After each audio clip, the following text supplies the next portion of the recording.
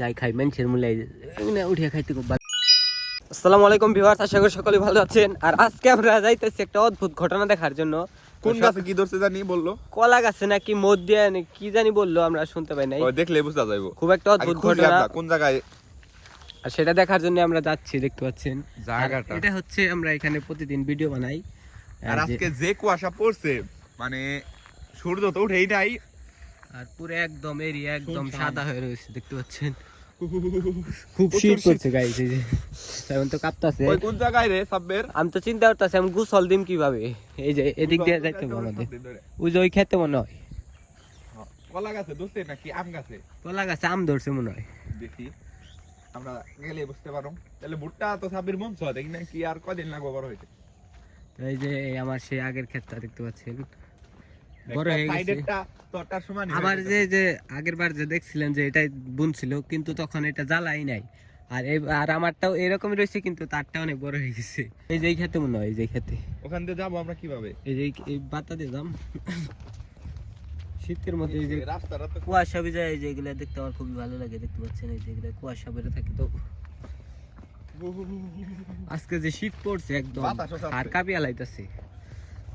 আমরা হয়তো জামা কাপড় আছে এই জন্য মানে সার্ভাইভ করতেছি, কিন্তু যারা গরিব একদম, যাদের জামা কাপড় নাই বা কম্বল নাই, তারা কিভাবে রয়েছে এটা চিন্তা করলে তাদের জন্য একটা ফান্ড করা উচিত, যাতে করে তারাও মানে শীতের কিছু পায়। এই যে এই ক্ষেত্রে মনে হয় সেই অদ্ভুত ঘটনাটা আছে। তো আমরা তো দেখার জন্য চলে আসছি, কিন্তু কোন জায়গায় সেটা আমরা সঠিক জানি না। কোন কাছে যে রয়েছে এটা, সে তো বললো ঘরের কোন জায়গায় জানি।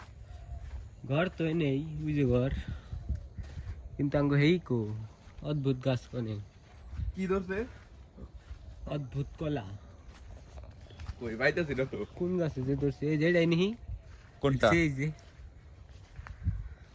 কলা ধরছে। হ্যাঁ, কলা তো ধরবই। এটা কোন থেকে বেরিয়েছে দেখছো? দেখতে পাচ্ছেন বন্ধুরা, গাছের ভিতর দিয়ে কলা ধরছে। বন্ধুরা এটা না আন্দার দেখা যাচ্ছে না, এরকম ভাবে আমি জীবনে দেখি নাই। তো দেখতে পাচ্ছেন, ও দেখতে পাচ্ছেন এই যে এইখান থেকে বের হইছে, একদম মাঝখান থেকে বের হইছে। মাঝখান থেকে বের হয়ে মানে ডাইরেক্ট কলা ধরছে। এই যে দেখতে পাচ্ছেন, বড় অদ্ভুত আসলে। সৃষ্টিকর্তা যা সৃষ্টি করছে সবকিছু আসলে অদ্ভুত মনে হইতেছে। কোন জায়গাতে বের হইছে এটা দেখতে পাচ্ছেন। আর ভয় করতেছে না? আর তো ভয় করে, এইরকম কেমনে হইলো এটা।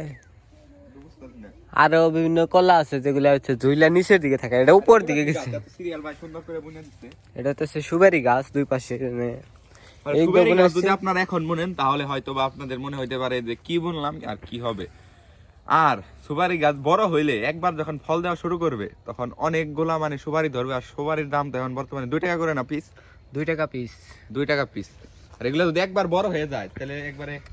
আর এই যে এই পাশে আপনার খেজুর, একজন মানে আমাদের বাড়ির পাশে আর কি, এই যে সুপারি বাগান করছে, ওগুলা অনেক বড় হয়ে গেছে। খেজুর গাছ নাই? এই যে এই গাছের কলাই দেখতে পাচ্ছেন, মানে এটা নিচ দিকে এই যে, কিন্তু আর ওইটা হচ্ছে মানে উপর দিকে গেছে কলা গাছ। স্বাভাবিক আর এটা অস্বাভাবিক। আর তো এটাই মনে হয় ওইটার কথাই কইছে নাকি? হ্যাঁ ওইটার কথাই বলছে আমার মনে হয়। এই কলা গাছ আর কোনোটা থাকতেই পারে, আমি তো বুঝতেছি না। এই যে এটা গেলে মানে সব স্বাভাবিক দেখতে পাচ্ছেন, মানে মাথা থেকে ঝুলে নিচ দিকে আসছে, কিন্তু ওইটা একদম উপর দিয়ে গেছে গা মাঝখান থেকে। আর এই জায়গাটা খুবই ভয়ঙ্কর। আর যে বাতাস আসছে সব বেশি। আর এই জায়গায় মানে অনেক দিন ধরে কেউ আসে না, দেখতে পাচ্ছেন, মানে যার ক্ষেত সেও আসে না চর্চা করার জন্য। মানে আগাছা জন্মিয়ে অবস্থা একদম খারাপ, খুব ভয়াবহ অবস্থা। এটা কি এর বাসা রয়েছে, টেরা দেখা যায়, পাখির বাসা মনে হয়। শীতের মধ্যে তো মানে পাখি আছে মনে হয় ভিতরে। চলে যাবো, দেখা শেষ। আর এখানে থাকা যাইতেছে না, যে শীত পড়ছে। আর এইদিকে যে প্রচুর শীত, আজকে রোদ উঠে নাই, তো একদম অবস্থা খারাপ। আবার তো ওই খোলা খোলা চোখ কাটা দেখতে পাচ্ছেন, এটা বিন ছিল। তো জঙ্গলে আসলে সবাই সাবধানে থাকবেন, ঠান্ডা লাগছে যদিও। আর আমার অবস্থা দিন দিন খুবই খারাপ হয়ে যেতেছে গাইস। আর এত শীত পরে আমার তো মনে হয় না আমি গোসল দিই। আপনারা কি গোসল দেন না? তুই তো মনে হয় 7 দিন ধরে গোসল দিস না। আরে আমার দিতে ভয় করে, কারণ এই শীতে আমি যদি গোসল দিই আমি মনে হয় না আর বাঁচুম। আমার শরীরে রক্ত এমনি কম। আর রাসেল কাকা যে আমাদের বললো যে তোরা যা, আমি আইতাছি, সে এখান থেকে এখানে আসবে, তাও তার বাইক নিয়ে আসবে। মুলা রে খাবি?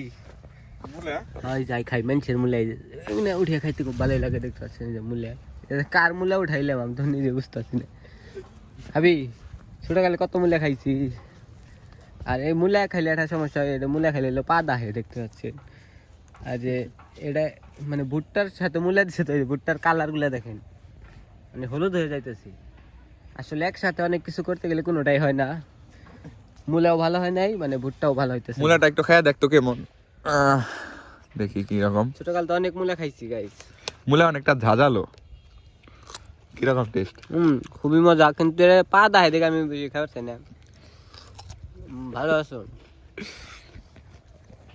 আর এটা খাওয়ার পরে যে গ্যাস বের হয় অনেকটাই বদবুদার এবং খারাপ গন্ধ মজা না তো বন্ধুরা এখন আমরা চলে যাইতেছি সবাই ভালো থাকবেন সুস্থ থাকবেন দেখা হবে পরবর্তী ভিডিওতে